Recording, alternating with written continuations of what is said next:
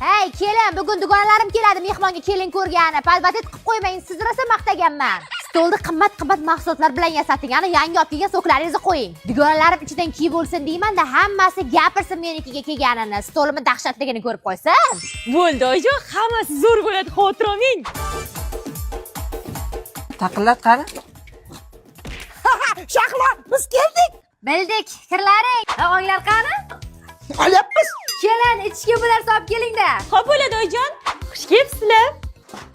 Nima bu?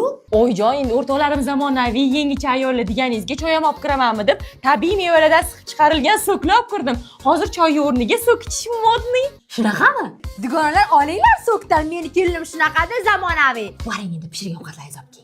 Oyijon, sizlarni qomatiga qarab yuradigan ayollar deganlari uchun sizlarni dietada deb o'yladim. Yog'li, og'ir ovqatlar yemaysizlar deb o'ylab, sizlarga lёгкий va shunaqa zеленый salat qildim. To'ppa-to'g'ri aytibdilar. Yana sok quyib beraymi? Bemalol ichaveringlar, tarkibida shakar yo'q bo'lgani uchun qomatinglar umuman buzmaydi. Ha, shu, kelinim maladesda meni o'ylaydi. Har kun shunaqa salatlar yeymiz, umuman ximikatlar yemaymiz. Voy kelin, nima qilyapsiz? Hozir urib yuboraman sizni. Bu xotinlar salat nimaligini bilmaydi. Bular go'shtni yeb ketida yog'ni ichadigan xotinlar. Salat qilib keldingiz, asabimga tegib. Ana 10 ta qo'y so'yib qozonga olib qildingiz-ku, o'shandan olib keling. Oyijon, sizlarga свежий.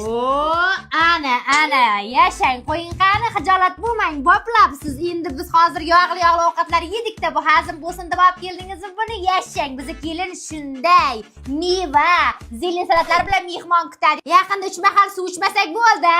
Sok deyin, oyijon, sok bu. Hozir Gapga kelib ham och ketamiz. Shunaqasi ham bo'lar ekan, men yuray. Ko'rayapsan, pastga bular.